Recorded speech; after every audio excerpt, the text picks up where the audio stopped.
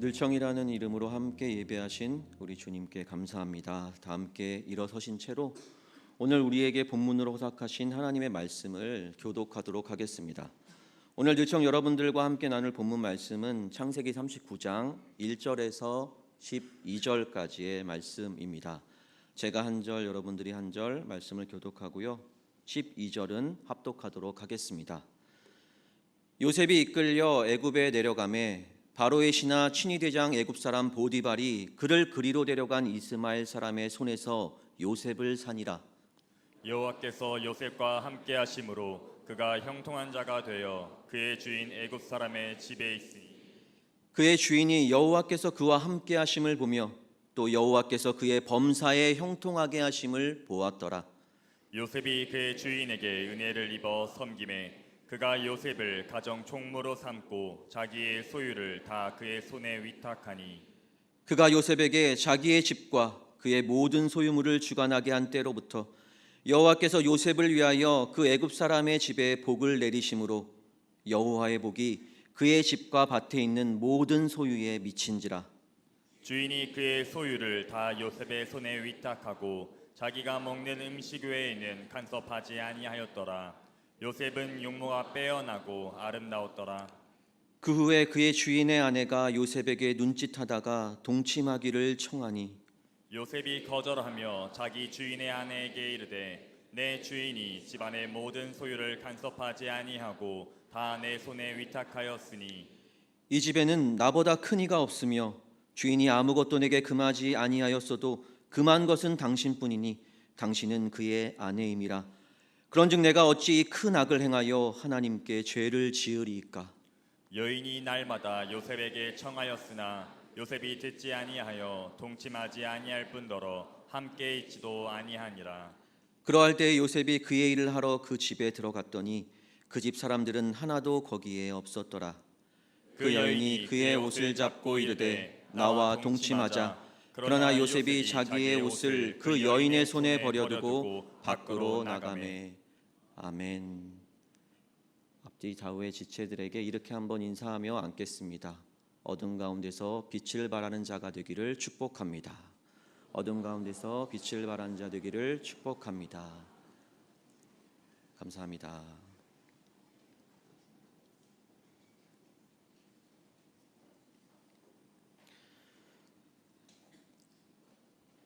샬롬, 반갑습니다. 오랜만에 말씀을 선포하는 자리에서 여러분들과 뵙는 것 같습니다. 저는 코로나 원년이었던 20년 5월에 극적으로 결혼했습니다. 하지만 예기치 못한 코로나로 저희 결혼은 직격탄을 맞았습니다. 교회에서 올리려던 결혼 예식, 발리로의 신혼여행 등 그동안 준비해왔던 모든 결혼식 계획을 싹 다 갈아엎어야만 했습니다. 결혼식이 연기되면서 이미 온라인으로 주문했던 청첩장은 택배로 도착한 날 박스 그대로 창고에 들어가야만 했고요. 교회에서 올리려고 계약을 맺었던 결혼식 준비 업체에도 계약금뿐만 아니라 위약금까지 물고 모두 취소해야만 했습니다. 그리고 예매해 두었던 꿈꾸었던 발리행 항공편 또한 취소할 수밖에 없었습니다. 마음고생이 이만저만이 아니었지만 감사하게도 결혼식을 올릴 수 있도록 주님께서 예비해 주셨고 저희 부부는 주님의 위로와 기쁨을 얻으며 결혼식을 올릴 수 있었습니다. 하지만 신혼여행이 물거품이 된 저는 다음 날부터 곧바로 일상으로 돌입해야 했기 때문에 저에게는 신혼여행에 대한 아쉬움이 진하게 남아 있었습니다. 그래서 한동안은 결혼기념일이 돌아올 때면 저는 아내와 함께 제주도로 짧은 여행을 다니며 신혼여행에 아쉬움을 달랬습니다. 아마 결혼 2주년 때였을 겁니다. 그때 제가 결혼기념 여행을 위해 야심차게 준비했던 계획이 있었는데요. 바로 제주도에서 은하수 관람 데이트하기였습니다. 여러 블로그를 찾아보았는데요. 한라산 1100고지 휴게소가 이 은하수 포인트로 가장 많이 검색이 되더라고요. 그것이 은하수 관람 포인트로 유명하다는 것을 그때 처음 알았습니다. 그래서 장소를 그것으로 확정하고 은하수 관람을 위해 준비물이나 안내사항들을 확인하기 시작했습니다. 여러 안내사항 중에 눈에 띄는 내용이 있었는데요. 꼭 밤 11시 이후에 가라는 것이었습니다. 그리고 블로그에 올라와 있는 천백고지 정류소 사진을 이렇게 봤는데요. 간이 정류소 안에 이 조명빛 빼고는 그 주위는 온통 캄캄한 겁니다. 그 사진을 보는데 살짝 겁이 나더라고요. 장소를 다른 데로 옮겨야 하나 살짝 머뭇거렸습니다. 하지만 워낙 유명한 장소이고 하니 아내와의 추억을 위해 준비하고 밤 10시쯤 숙소를 출발해서 천백고지 휴게소를 향했습니다. 근데 한라산을 따라 올라가는 이 도로는 헤드라이트를 켰는데도 불구하고 정말이지 캄캄하더라고요. 그리고 도로 양옆을 따라 빼곡히 줄지어 늘어선 이 울창한 나무숲은 밤에 보니까 갑자기 뭐라도 이렇게 툭 튀어나올 것만 같은 이 오싹한 분위기였습니다. 막상 천백고지 휴게소에 도착했는데 아무도 없으면 어떡하지? 무서워서 차에서 내리지도 못하고 도로 내려와야 하면 어떡하지? 천백고지 도로를 따라 굽이굽이 올라가는 내내 별별 생각이 다 들더라고요.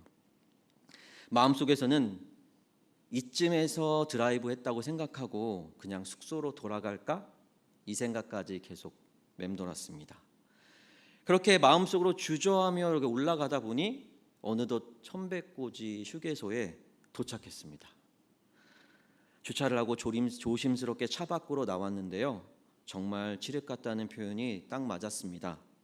그리고 너무 어두워서 앞이 잘 보이지 않았고 인기척도 잘 들리지 않아서 이게 정말 맞는가 싶기도 하고 그냥 돌아가야 하나 싶기도 했습니다. 그렇게 조심조심 걷다 보니 저 앞에서 잘 보이지는 않는데 사람 소리가 들리기 시작했습니다. 더 가까이 다가가 보니 335 사람들이 주차장 바닥 여기저기에 자리를 잡고 앉아 밤하늘을 쳐다보는 광경이 서서히 보이기 시작했습니다. 비로소 안도한 저는 아내와 적당한 곳에 자리를 잡고 앉았습니다. 그리고 다른 사람들처럼 밤하늘을 올려다보기 시작했습니다. 의심과 두려움에 출렁였던 마음이 점차로 진정되면서요. 저희 부부는 천백고지 휴게소를 감싸고 있는 이 고요함과 캄캄함에 어우러지기 시작했습니다. 그리고 그때쯤부터 그동안 눈에 들어오지 않던 밤하늘 곳곳에서 반짝이는 것을 별빛들을 목격할 수 있었습니다. 비록 목표로 했던 은하수는 제대로 보지 못했지만 아내와 저는 친숙한 별자리들을 이렇게 손으로 그어가 보며 그렇게 한참 동안 어둠 속에서 아름다운 빛을 발하는 별들을 감상할 수 있었습니다.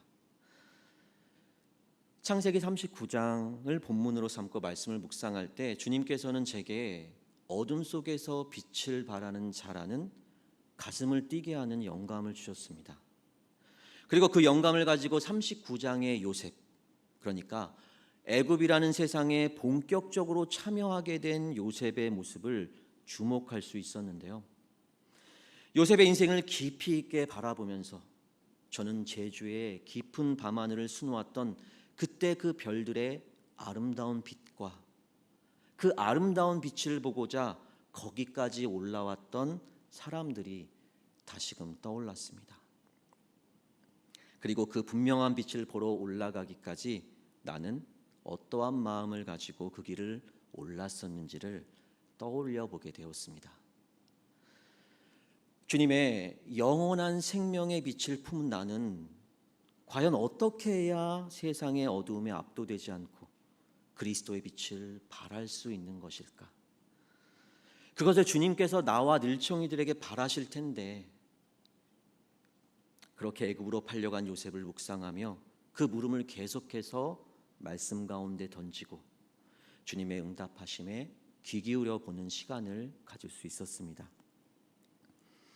오늘 설교 제목은 어둠 속에서 빛을 발하는 자 파트 2입니다. 파트 2라는 말은 파트 1이 있었다는 이야기겠죠? 네. 시간이 좀 지나긴 했지만 지난번에 우리는 오늘 본문의 앞부분, 그러니까 창세기 39장 1절에서 6절을 기초로 어둠 속에서 빛을 발하는 자 파트 1의 말씀을 나누었습니다. 우리는 각 파트마다 애굽이라는 어두운 현실 속에서 요셉이 어떻게 빛을 발할 수 있었는지, 그것을 가능하게 만들었던 요셉의 특징적인 모습을 살펴볼 수 있었는데요. 창세기 39장 1절에서 6절까지 파트 1에서 요셉은 구별됨이라는 특징적인 모습을 통해 어두운 애굽 땅에서 하나님의 빛을 발할 수 있었습니다. 여러분, 요셉은 애굽으로 팔려갈 당시 참으로 비참했습니다. 요셉의 인생은 한마디로 캄캄한 암흑의 연속이었습니다. 애굽으로 팔려가기 전 가나안 땅 헤브론에서 요셉은 아버지 야곱의 사랑을 일방적으로 독차지하며 더할 나위 없는 풍요와 안정을 누렸습니다. 하지만 반면에 요셉은 형제들과의 사이에서는 결코 풍요롭지도 안정적이지도 못한 삶을 살고 있었습니다. 사사건건 형제들과 대립하며 그들로부터 미움과 배척을 받아야만 했습니다. 결국 이복 형제들의 폭발한 징후로 요셉은 죽음의 위험으로까지 내몰리게 됩니다. 가까스로 죽음의 위기를 벗어난 요셉은 애굽으로 피신할 수 있었지만 애굽으로 팔려간 요셉은 그동안 아버지 야곱의 집에서 누리던 모든 풍요와 평안을 송두리째 빼앗기고 맙니다. 죽음의 어둠을 피하고서 내려간 땅 애굽에서 요셉이 마주하게 된 현실은 그동안 살아본 적이 없던 남의 집 종살이였습니다. 그렇게 요셉은 애굽 왕 바로의 친위 대장이었던 보디발의 집에서 노예로 전락한 비참한 삶을 살아야만 했습니다. 물건처럼 비인격적으로 취급당했던 노예로서의 삶은 요셉에게 감당하기 힘든 고통이자 수치였습니다. 이런 상황이라면 그냥 자포자기의 심정으로 현실에 뒤섞이고 끌려다니는 삶을 살 수도 있었을 텐데, 놀랍게도 요셉은 의지할 것 하나 없는 애굽이라는 낯선 환경과 이 노예라는 비참한 처지에도 불구하고 그것들의 마음을 빼앗기지 않았습니다. 비록 아버지 집에서 누리던 모든 풍요와 안정은 박탈당했지만 요셉은 애굽 땅에서 겪게 된 수치를 세상의 것들로 덮으려 하지 않았습니다. 대신에 요셉은 애굽 땅에서 겪는 수치를 더 높은 것으로 덮으려 했습니다. 바로 암울하기만 한 애굽 땅에서 요셉 자신을 선명하게 구별시키는 거룩한 행실이었습니다. 요셉은 애굽이라는 거대한 세상에 빌붙는 방식으로 그 세상에 참여하지 않았습니다. 사회에서 가장 열악한 지위에 있는 자, 특히 노예라면 쉽게 세상에 더욱 빌붙는 방식으로 열악한 자신을 지키려 할 수도 있었을 텐데 말입니다. 하지만 요셉은 정반대로 하나님께 전적으로 의존하는 방식을 택했습니다. 세상의 방식과 요구에 기대지 않는 삶을 통해 애굽이라는 거대한 세상에 구별되게 참여했습니다. 여러분들은 어떠신가요? 여러분들은 현재의 삶에 대해, 그리고 현재를 살아가고 있는 자신에 대해 만족하고 계신가요? 아니면 현재의 삶이 불만족스럽고 현재를 살아가고 있는 자신에게 실망스러우신가요? 현재의 나를 과거의 나와 비교할 때 실망스럽고 현재의 나를 현재의 다른 누군가와 비교할 때 또다시 실망스럽습니다. 현재의 삶을 과거의 삶과 비교할 때 불만족스럽고 현재의 삶을 꿈꾸고 있는 미래의 삶과 비교할 때 현재의 삶이 그에 못 미치고 지지부진한 것만 같아 답답하고 불만족스럽습니다. 포기해 버릴까? 아니면 세상의 요구에 맞춰 나를 더욱더 몰아붙이고 나의 기대 수준에 맞춰서 나를 더 갈아 넣을까? 그러면 내가 그리던 미래, 내가 원하던 나를 얻을 수 있을까? 도대체 캄캄하고 힘겨운 이 삶을 살아갈 동기는 무엇이고 삶을 이어갈 수 있는 원동력은 무엇일까? 도대체 어떻게 해야 이 세상에 제대로 온전하게 참여할 수 있는 것인가? 제가 그랬습니다. 칭찬과 주목을 받으며 고등학교를 졸업하고 법대 재학 시절에는 주위의 기대로 저는 한껏 부풀어 올랐습니다. 하지만 사법시험을 준비하며 어려움에 부딪히고 제 나름대로 설정한 성공을 위한 시간표가 지연됨을 느끼기 시작하자 답답하고 초조해진 저는 점점 현재의 삶이 부끄러워지기 시작했습니다. 그리고 해내지 못하는 현재의 자신에게 실망하고 분노하기 시작했습니다. 그러면 그럴수록 저는 이 암울한 현실을 극복할 수 있는 세상의 방식에 몰입했고 어두운 현실을 인내할 수 있는 동기를 세상 가운데서 찾으려 애썼습니다. 주님을 믿고 있었음에도 말이죠. 그리고 해내지 못하는 자신에게는 가혹한 비난과 채찍질을 가했습니다. 그러다 한계에 부딪혀 무너지면 방탕함에 제 자신을 던져버리고 스스로를 망가뜨리는 삶으로 자기 위안을 삼기도 했습니다. 그렇게 모든 소망과 기대, 삶에 대한 모든 동력을 잃어버린 저는 이 세상에 어떻게 해야 제대로 참여할 수 있는지를 더 이상은 모르겠는 미로에 빠져버렸습니다. 인생의 방향 감각을 완전히 상실해버린 겁니다. 결국 그 속에서 표류하던 저는 캄캄함에 완전히 절망했고 이것이 내 삶의 끝이라는 결론으로 내몰렸습니다. 바로 그때 어둠에 압도되어 생을 포기한 저에게 그늘을 두리우시는 하나님의 손을 극적으로 경험하게 되었습니다. 하나님의 손은 완전한 실패를 선언했던 나를 완전히 끝이라고 결론냈던 인생을 처음부터 다시 새롭게 세워가기 시작하셨습니다. 요셉을 노예로 팔려간 애굽 땅에서 다시 새롭게 세워가셨던 것처럼 말입니다. 그렇게 하나님의 그늘 아래서 하나님의 손을 올려다볼 수 있는 기회를 얻었던 저는 믿음을 점점점 회복해가며 그리스도께 속한 자로서 세상 가운데 참여하는 올바른 방식을 그제서야 비로소 배우기 시작했습니다. 믿음으로 구별되는 방식을 배워나갔고 삶의 이유와 원동력을 주님으로부터 찾고 얻는 자가 되도록 훈련받을 수 있었습니다. 그래서 더 이상 과거의 나와 비교하며 실망하거나 미래의 삶과 비교하며 현재를 절망하지 않을 수 있게 되었습니다. 다만 주어진 현실이 오직 주님으로만 이끌리기를 간절히 소망하게 되었고 어떻게 해서든 이 현재의 삶을 오직 주님을 통해서만 참여하고자 애쓰는 자가 되었습니다.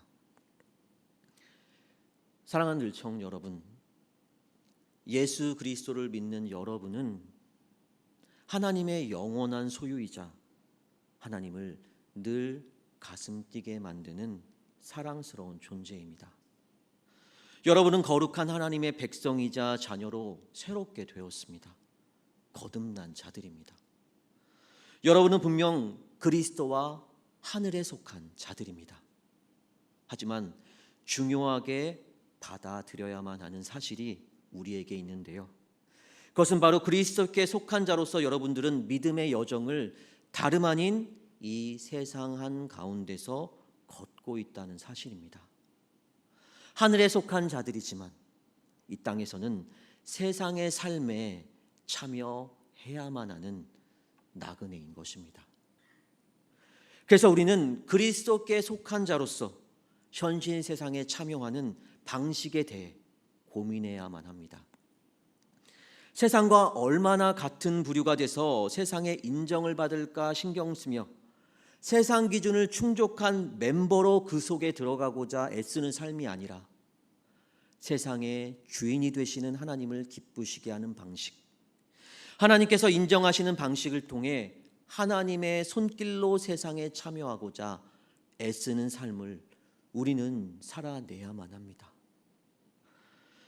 요셉은 애굽이라는 세상의 입맛에 맞춰 자신을 맞추며 애굽이라는 세상에 들어가고자 힘을 쓰기보다는 오히려 하나님을 향한 구별된 행실로 자신을 가꾸는 일에 집중했습니다. 그리고 요셉은 비참하고 암울한 애굽의 삶일지라도 그 삶은 하나님께서 허락한 삶이라 믿었습니다. 요셉은 어둡고 괴로운 현실 가운데서도 주님의 주권과 주님의 신실하심을 절대적으로 인정했습니다. 그래서 요셉은 더더욱 주어진 현실이 암울하고 비참하다는 이유로 함부로 살 수가 없었습니다. 포기할 수도 없었습니다. 왜냐하면 하나님께서 함께 하시는 현실이었고 하나님께서 이끄시는 현실이었기 때문입니다. 그렇게 요셉은 하나님을 향한 믿음으로 자신을 세상과 구별시키는 삶의 방식을 취해갔습니다. 그리고 하나님을 향한 이 믿음 때문에 요셉은 보디발의 집 노예들 가운데 그 누구보다도 성실하고 정직하게 노예로서 현재의 삶에 최선을 다해 살아갔습니다. 오직 믿음으로 하나님 앞에서 정직하고 성실하게. 이것이 바로 요셉이 애굽이라는 현실에 참여하는 구별된 삶의 방식이었습니다. 사랑하는 일청 여러분, 세상과 같은 결의 빛, 내가 갈고 닦아 만들어낸 빛으로 세상의 이목을 끌고 그렇게 화려하게 세상 무대에 진출해 보겠다는 마음이 혹시 여러분들 가운데 있다면 그 마음은 내려놓게 되기를 기도합니다. 대신에 구별됨의 빛을 비추는 자가 되기 위해 주님을 향한 거룩한 행실로 자신을 가꿀 줄 아는 여러분이 되기를 소망합니다. 나에게 주어진 이 현실에 주님께서 함께 하시고 나에게 주어진 이 현실을 주님께서 주관하신다는 믿음을 꼭 굳게 붙잡으세요. 그리고 여러분들에게 주어진 현실을 세상 앞에서가 아니라 주님 앞에서 정직하고 성실하고자 최선을 다해 보세요. 그렇다면 하나님께서 보디발로 하여금 요셉을 주목하게 만드셨듯이 구별됨의 독특한 빛을 발하는 여러분을 세상이 주목하도록 주님께서 이끄실 것입니다. 여러분 모두가 삶의 방향을 오직 예수 그리스도로 잡고 삶의 이유를 오직 예수 그리스도에게서 찾으며 삶의 원동력을 오직 예수 그리스도로부터 얻게 되기를 소망합니다. 그렇게 세상의 삶에 참여하는 방식을 세상이 아닌 세상의 통치자 되시는 주님으로 잡는 늘청 여러분 모두가 되기를 온 마음을 다해 간절히 소망합니다. 여러분, 요셉이 믿음을 따르는 거룩한 행실로 자신을 가꾸는 일에 집중하며 주어진 현재의 삶을 하나님 앞에서 정직하고 성실하게 살아낸 그 결과는 과연 어떻게 됐을까요?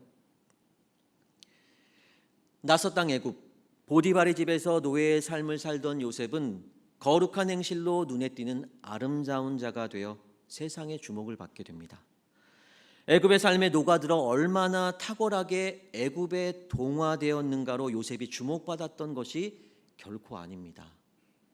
믿음으로 구별되는 삶이 참 아름다웠던 요셉은 하나님의 특별한 주목을 받았고 하나님의 손길이 요셉의 고통과 수치를 덮어주었습니다. 그렇게 하나님의 손에 의해 드리워진 그늘 아래에서 하나님을 신뢰함으로 잠잠히 머물렀던 요셉은 이제 거룩함의 빛을 발하기 시작했고 그 빛은 하나님을 모르는 어두움에 익숙한 애굽을 주목하게 만들었습니다. 창세기 39장 3절입니다. 함께 읽겠습니다. 그의 주인이 여호와께서 그와 함께 하심을 보며 또 여호와께서 그의 범사에 형통하게 하심을 보았더라. 아멘. 그 당시 애굽 사람들에게서는 좀처럼 찾아볼 수 없는 독특한 빛에 이끌린 그의 주인 보디발은 요셉을 주목하기 시작했습니다. 그리고 요셉에게서 신실한 종의 면모를 발견하게 됩니다. 결국 보디발은 그의 집에 있는 모든 것을 관리하는 가정 총무로 요셉을 세우기에 이릅니다. 보디발에 있는 많은 노예들 가운데 그저 별 볼 일 없었던 요셉이 노예들 가운데 가장 높은 자리에 오르게 됩니다. 가정 총무가 된 요셉은 노예였지만 사실 자유자보다 그래서 더 권세 있고 높은 지위를 누리게 됩니다. 그래서 보디발은 요셉을 가정 총무로 세울 때요, 그동안 요셉이 노예로서 입고 있던 복장을 벗기고 가정 총무라는 직책에 걸맞은 좋은 옷을 요셉에게 입혀 주었습니다. 그런데 여기서 여러분, 채색 옷을 기억하시나요? 네. 요셉이 애굽으로 팔려가기 전 가나안 땅 헤브론에서 늘 입고 다녔던 이 채색 옷은 요셉의 아버지 야곱이 요셉을 사랑해서 요셉에게만 특별히 지어 입힌 옷이었습니다. 기억나시죠? 그래서 시기와 증오가 가득했던 이복 형제들이 요셉을 애굽으로 팔아넘길 때 그들의 손으로 제일 먼저 했던 일이 바로 이 꼴도 보기 싫은 채색 옷을 요셉에게서 강제로 벗겨버리는 일이었습니다. 그리고 발가 벗겨진 요셉이 애굽으로 팔려가 입게 된 옷은 애굽의 노예 복장이었습니다. 화려하고 값비싼 채색 옷이 강제로 벗겨지고 누가 입었는지도 모르게 여러 노예들을 거쳐왔을 이 허름한 노예복이 이제 요셉에게 강제로 입혀진 것입니다. 노예 복장을 한 요셉의 애굽에서의 인생은 말 그대로 수치 그 자체였습니다. 그런데 이제 보디발이 요셉에게 가정 총무의 직책을 맡기면서 채색 옷에 버금가는 옷을 입혀 주었습니다. 요셉은 가정 총무의 격에 걸맞은 좋은 옷으로 갈아입은 것입니다. 하나님께서 요셉이 그동안 받아왔던 애굽에서의 수치를 보디발을 통해 덮어주셨던 겁니다. 여러분, 우리 생각으로는 딱 여기까지만 하고 끝냈다면 해피엔딩으로 참 좋았을 것 같은데요, 요셉에게 다시 어둠이 찾아옵니다. 어둠으로부터 이제 벗어나는가 싶었는데 또 다른 어둠이 요셉을 기다리고 있는 겁니다. 바로 요셉이 두 번째로 자신의 옷을 잃어버리는 사건을 겪게 되는데요, 오늘 본문은 바로 그에 관한 말씀을 담고 있습니다. 그리고 요셉이 연거푸 자신의 옷을 잃어버리는 사건 속에는 그리스도께 속한 자로서 세상에 창조하는 방식과 관련해 중요한 영적 의미가 담겨 있습니다. 왜 하나님께서는 요셉을 여기까지 몰고 가시는 걸까? 늘청 여러분, 하나님께서는 분명 하나님 나라의 비전을 위해 요셉을 친히 택하셨습니다. 그리고 요셉을 꿈꾸게 하셨고 요셉을 사랑하셨습니다. 그런데 왜 요셉에게 이토록 극단적인 고난의 연속을 허락하셨던 것일까요? 그리고 또다시 칠흑 같은 어둠에 둘러싸인 요셉이 과연 이번에는 어떤 모습을 보여줄까요? 요셉은 비록 노예였으나 하나님의 은혜로 애굽 왕의 친위대장의 집에서 가정 총무의 자리까지 올랐습니다. 그로 인해 요셉은 가나안 땅에서 누리던 풍요와 안전을 애굽 땅에서도 어느 정도 회복해 가던 무렵이었습니다. 믿음으로 구별됨이 참으로 아름다웠던 요셉, 애굽에서 좀처럼 찾아볼 수 없는 독특한 빛을 발하던 요셉은 보디발의 이목을 끌었다고 방금 전에 나누었습니다. 그런데 여러분, 요셉을 주목했던 것은 보디발뿐만이 아니었습니다. 바로 보디발의 아내 또한 요셉을 은밀하게 주목하고 있었는데요, 보디발의 아내는 애굽 사람들에게 볼 수 없는 이 요셉의 구별된 모습을 육체적인 매력으로 느꼈습니다. 그래서 요셉에게 성적 욕망을 품고 그 욕망을 만족시킬 기회를 엿보았습니다. 오늘 본문 7절입니다. 그 후에 그의 주인의 아내가 요셉에게 눈짓하다가 동침하기를 청하니, 그리고 본문 10절입니다. 여인이 날마다 요셉에게 청하였으나. 보디발의 아내는 욕망에 사로잡혀 은밀하게 요셉에게 접근했습니다. 거기서 그친 것이 아니라 자신의 요구가 받아들여질 때까지 집요하게 요셉을 찾았습니다. 여러분, 한 번의 거절은 양심이 있는 사람이라면 본능적인 반응일 겁니다.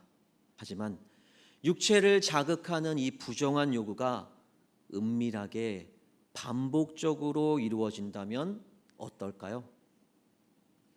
더군다나 요셉은 노예입니다. 요셉이 보디발의 종이었다면 그것은 곧 보디발의 아내의 종이기도 하다는 말입니다. 아무리 부정한 요구를 할지라도 종으로서 주인의 명령을 거스르는 것은 사실상 결코 쉬운 일이 아닙니다. 우리 성경에는 지금 동침하기를 청하니 라고 번역하고 있어서 그렇지 히브리 원어는 이것이 명령형으로 되어 있습니다. 여주인이 지금 종인 요셉에게 나와 함께 누워라 명령하고 있는 겁니다. 그리고 여주인은 지금 요셉을 시각적으로도 집요하게 유혹하고 있습니다. 요셉이 눈짓하다가란 말씀이 바로 그것을 나타냅니다.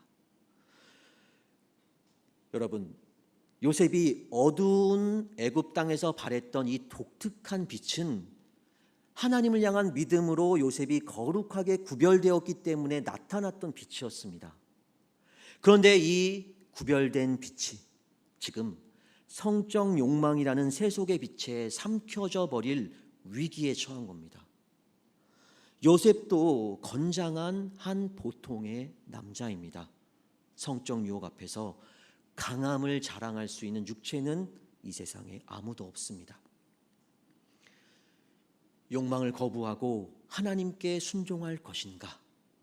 아니면 음란한 여주인의 부정한 명령에 굴복할 것인가? 요셉은 지금 선택의 기로에 서 있습니다. 본문 9절입니다. 함께 읽겠습니다. 내가 어찌 이 큰 악을 행하여 하나님께 죄를 지으리까? 본문 10절입니다. 함께 읽겠습니다.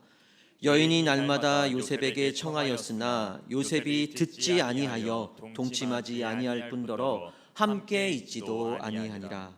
그리고 본문 12절입니다. 함께 읽겠습니다.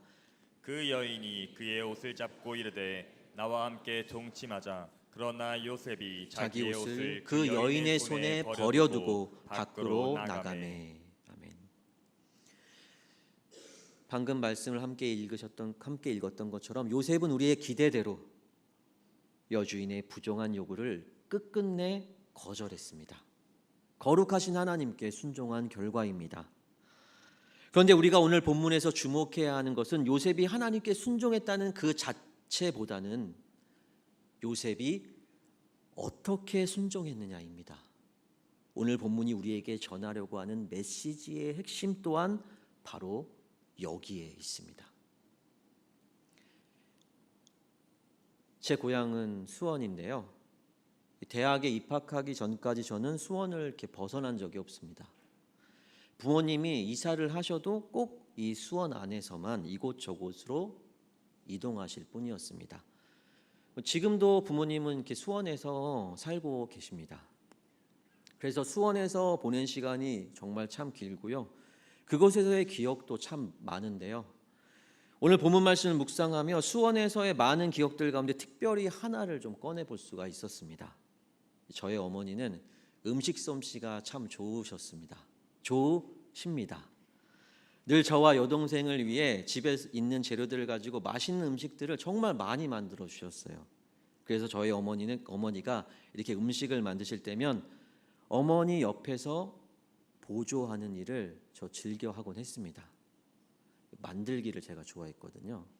만들기를 좋아했던 저는 음식이 완성되는 과정에 흥미를 좀 느꼈던 것 같습니다. 물론 결혼한 지금은 그 흥미가 좀 많이 떨어지긴 했지만 말이죠. 음식을 만드시는 어머니 곁에서 호기심 가득한 눈으로 이렇게 작은 키로 이렇게 올려다보고 있으면 어머니가 자연스럽게 이것저것을 저에게 맡겨주셨고요. 저는 그것이 싫지가 않았습니다. 그런 저는 어머니를 도와서 후라이드 치킨도 만들고 양념 치킨도 만들어보고 탕수육도 만들고 만두도 빚고 꼬치도 만들고 부침개도 만들었습니다. 그렇게 어머니 셰프 옆에서 주방 보조를 했을 때 지금도 특별히 기억나는 재료가 있는데요. 바로 이 전분입니다. 전분 아시죠? 저만 아는 건 아니죠. 네. 전분에 이 물을 타서 전분물을 만들던 기억이 아직도 납니다. 왜 그 기억이 나나 이렇게 생각해 보니 전분물이 가지고 있는 이 특이한 성질 때문이었습니다. 어머니 셰프의 지시를 따라 전분과 물을 최적의 비율로 잘 섞어 놓으면 어린이의 호기심을 끌기 딱 좋은 상태가 되는데요. 촉감이 참 독특합니다. 그래서 저는 음식을 준비하신 어머니가 전분물을 필요로 하실 때까지 이 전분물을 가지고 노는 게 취미였습니다. 손바닥으로 이렇게 전분물을 찹찹찹 대보기도 하고 이 손가락으로 지그시 이렇게 눌러보기도 하고 때로는 주먹으로 탁 쳐보기도 했습니다. 그런데 신기한 것은요, 전분물은 그냥 그 상태로는 되게 부드럽고 말랑말랑해서 천천히 누르면 손가락 모양대로 부드럽게 들어가고 눌립니다. 하지만 반대로 강하고 빠른 힘으로 탁 치면요, 전분물은 순간 딱딱해져서 주먹이 잘 들어가지 않습니다. 오히려 잘못 쳤다가는 손이 다칠 수도 있을 만큼 강해집니다. 조건에 따라 어느 때는 부드럽게 받아들이다가도 어느 때는 딱딱하게 거부해버리는 특징을 가지는 전분물을 과학적 용어로는 비뉴턴 유체, 우블렛이라고 합니다. 저도 찾아보고 알았어요.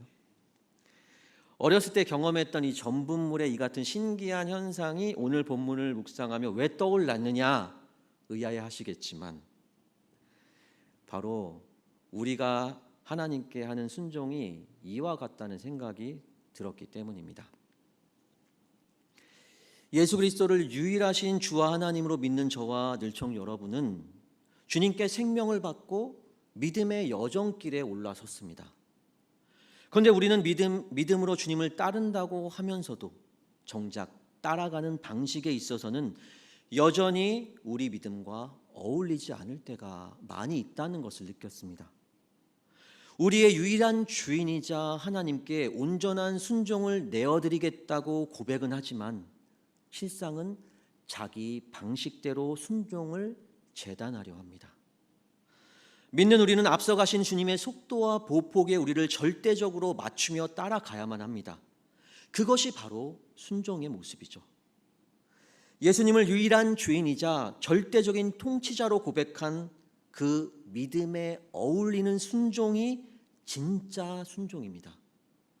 하지만 우리는 주님을 따른다고 하면서도 여전히 자기 속도와 자기 보폭을 고집합니다. 여전히 우리는 주님께 어떻게 순종할 것인가를 결정해야 할 결정적인 때가 되면 순종의 방식을 정하는 일에 있어서 자기 생각, 자기 판단, 자기 계산법을 개입시킵니다. 결국 우리의 생각에 맞고 우리 판단에 수긍할 만하고 우리 계산법에 크게 틀리지 않는 범위에서 적당히 하고 싶은 순종을 하려 합니다. 하지만 이것은 순종을 흉내내는 것일 뿐 주님께서 기뻐 받으시는 순종이 될 수는 없습니다.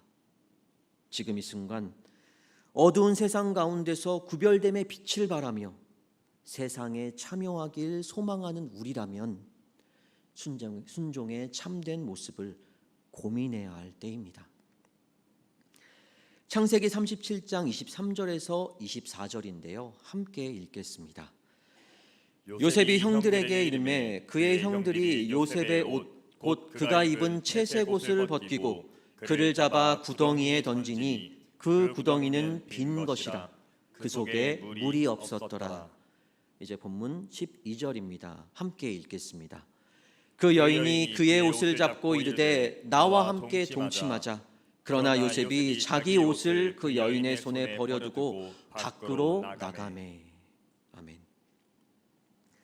미움과 증오 때문에 요셉을 죽이겠다고 달려들었던 이 형들이 요셉에게서 제일 먼저 했던 일은 바로 요셉이 자기 몸처럼 어딜 가도 입고 다녔던 채색 옷을 강제로 요셉에게서 벗겨내는 일이었습니다. 채색 옷은 우리가 알고 있는 것처럼 아버지 야곱의 일방적 사랑의 상징이었고 요셉의 자랑이자 비빌 언덕이었습니다. 그래서 형들은 제일 먼저 요셉에게서 채색 옷을 강제로 벗겨버렸습니다.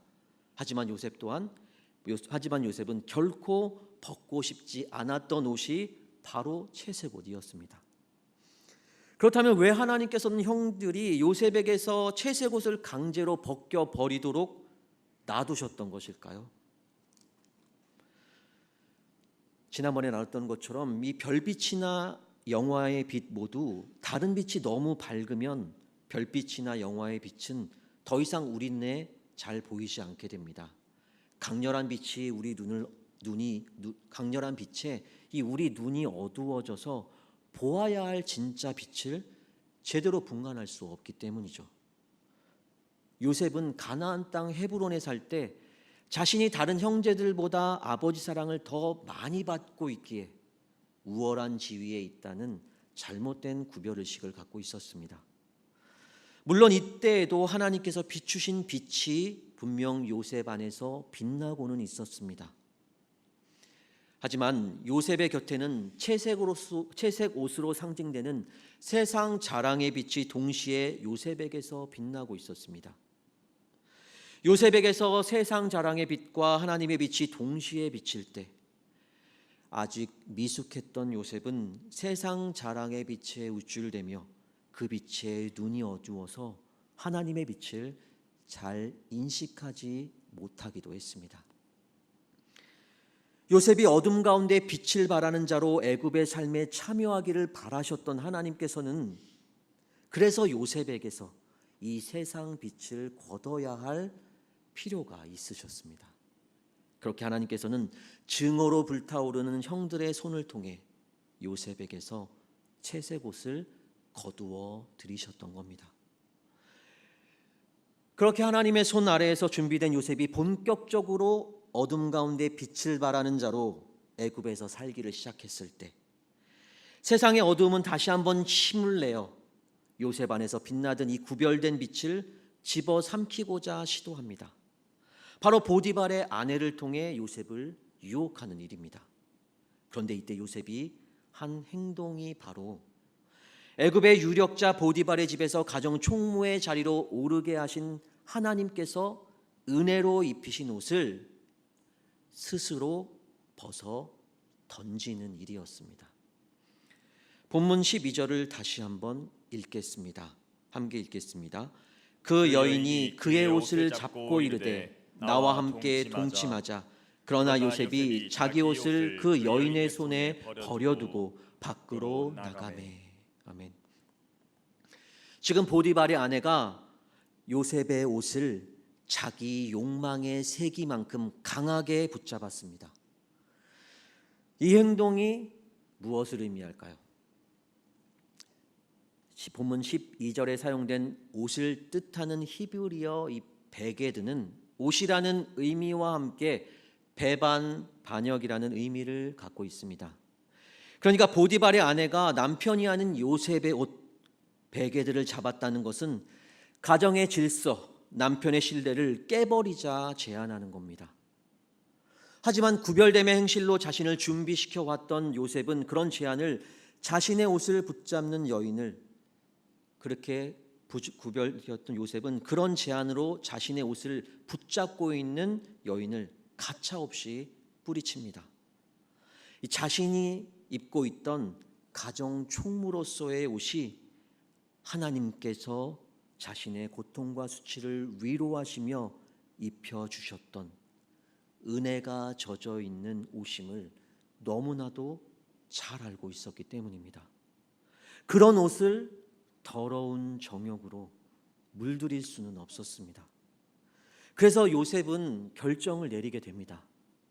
내가 입고 있는 이 옷, 그리고 내가 올라선 이 자리가 설령 하나님의 은혜로 높아진 자리라 할지라도 그것이 죄악과 연루되어 하나님의 영광을 가릴 위험에 있다면 그 은혜조차도 하나님 앞에 내어놓고 포기하겠다는 거룩한 결단을 요셉은 내린 것입니다.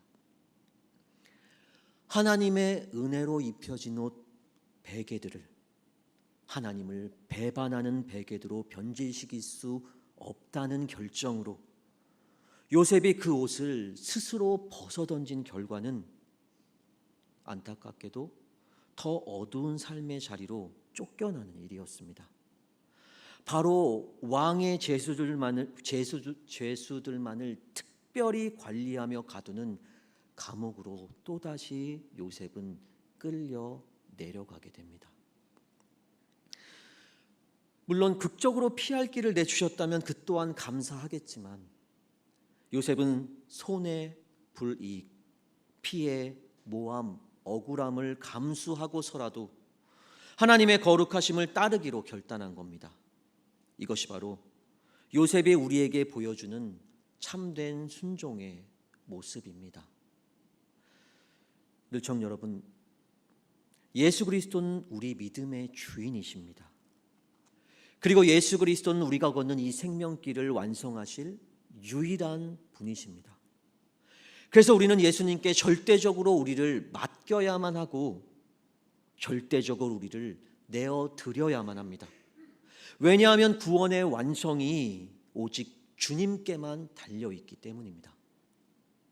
그런데 우리가 만약 우리를 생명길로 인도하시는 주님의 그 속도와 보폭을 무시한 채 내가 원하는 속도와 보폭으로 주님을 따르겠다고 나선다면 결코 우리는 이 세상 가운데서 믿음의 여정을 순탄하게 통과할 수 없습니다. 그것은 마치 어릴 적 어머니를 도와 음식을 만들 때 가지고 놀았던 이 물에 탄 전분처럼 천천히 약한 힘으로 누를 때는 손이 쉽게 그 안으로 들어가고 통과되지만 빠르고 강한 힘으로 칠 때는 손이 그 안으로 들어가지 않을 뿐더러 손이 다칠 수도 있는 것과 같습니다.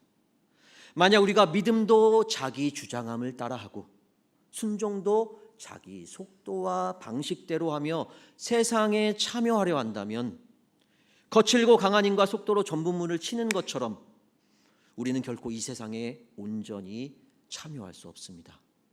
오히려 이 세상 곳곳에서 부딪히고 가로막히게 될 것입니다. 늘청 여러분, 우리 인생을 주님의 인도하심을 따르는 믿음의 여정으로 살아낸다는 것은요, 내가 정한 속도와 보폭을 죽이는 삶입니다. 그리고 내 생각과 판단을 포기하는 삶입니다. 내 속도를 죽일 때 우리는 느려질 것이고 내 생각과 판단을 포기할 때 우리는 약해질 것입니다. 하지만 그때가 바로 온전한 순종을 내어드릴 수 있는 가장 최적의 상태가 됩니다. 요셉이 보디발의 아내의 요구를 거부하는 것으로 얻게 될 온갖 불이익과 어려움을 감수하기로 결정한 것은 하나님 앞에서 행하며 자기 속도를 죽이고 하나님 앞에서 행하며 자기 보폭을 포기하겠다는 순종의 표현입니다. 사랑하는 늘청 여러분, 순종은 약함과 느림의 미학입니다. 순종이 아름다울 수 있는 것은 그것이 느리고 약하기 때문입니다. 그래서 우리는 때로는 하나님의 은혜라 여겨지는 것들을 내려놓고서라도 순종해야 할 때가 있습니다. 은혜를 포기하는 것을 감수하고서라도까지 순종해야 할 때가 있습니다. 아프고 힘들죠. 하지만 그때가 반드시 있습니다. 우리는 생각할 수 있죠. 지금 이 자리는 주님께서 은혜로 베푸신 자리인데 은혜를 내려놓으라는 것이 말이 되나요? 주님께서 베푸신 은혜이니 이 자리를 유지하면서 순종할 혹시 다른 피할 길은 없을까요? 그것이 주님의 뜻이지 않을까요? 라고 말이죠.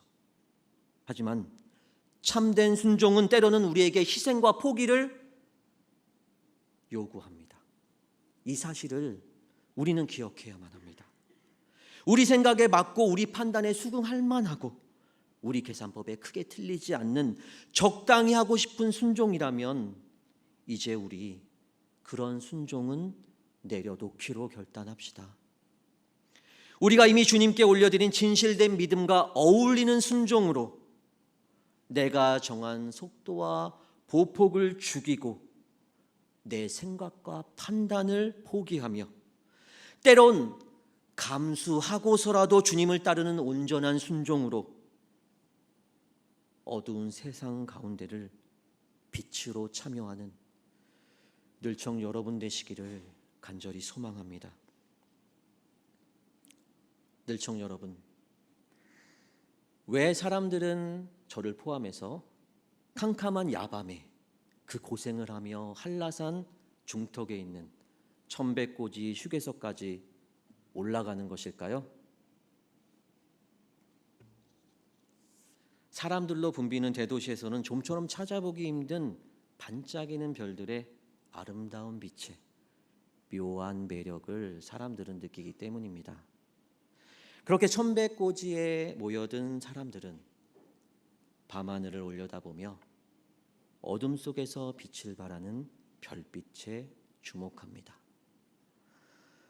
오늘날 이 세상에서는 그리스도께 속하여 제대로 생명의 빛을 발하는 이들을 찾아보기가 쉽지 않은 희소한 세상 가운데 우리는 살고 있습니다. 그런데 세상은 그리스도인을 싫어하면서도 동시에 그리스도께 속한 우리들이 세상에 속한 자신들과는 달리 그리스도인답게 살아가기를 기대합니다. 참 희한하죠. 어둠에 속한 이 세상은 늘청 여러분들을 통해 세상에 속한 자신들이 결코 낼 수 없는 참 빛을 사실은 보고 싶어 합니다. 예수님께 속한 우리가 현실에 참여하는 방식이 세상과 달라야만 하는 이유가 그래서 바로 여기 있습니다. 예수님께 속한 우리가 이 세상에 참여하는 이유는 세상에서의 성공과 번영에 있지 않습니다. 혹시 여러분들 이것을 쫓고 계신가요? 하지만 우리는 주님의 이름을 이 땅에 회복하는 일, 어둠이 빛을 알도록 이 세상에 예수 그리스도의 참 빛을 비추이는 일, 이 세상이 다시 창조주 하나님께로 돌아가도록 하는 일이 바로 우리가 이 세상에 참여하는 목적이 되어야만 합니다. 사랑하는 일청 여러분, 요셉이 애굽이라는 세상에 본격적으로 참여할 때의 그 모습을 기억하는 여러분 되기를 소망합니다. 믿음으로 구별된 행실과 하나님을 향한 온전한 순종이었습니다. 세상의 기준과 요구에 자신을 맞추고 세상의 멤버로서 그 속에 들어가고자 애쓰는 삶이 아니라 세상의 주인 되시는 하나님을 기쁘시게 하는 구별된 삶을 통해 세상에 참여하는 여러분 되기를 소망합니다. 그를 위해 우리를 인도하신 하나님의 손길을 주목하며 우리를 주관하신 하나님의 손길을 따라 세상에 보내심을 받고 참여하고자 애쓰는 여러분 되기를 또한 소망합니다. 또한 질서와 권위가 무시를 당하고 순종의 가치가 점차로 퇴색돼 가는 이 세상 가운데서 우리의 순종을 받으시기에 합당하신 주님께 마땅한 순종을 온전히 내어드리는 여러분들이 되기를 또한 소망합니다. 내가 할 만한 순종, 내가 하고 싶은 만큼의 순종이 아닌 스스로를 그리스도께 복종시키는 순종을 통해 세상에 참여할 때 비로소 세상은 여러분들의 삶을 통해 하나님의 하나님 되심을 알게 될 것입니다.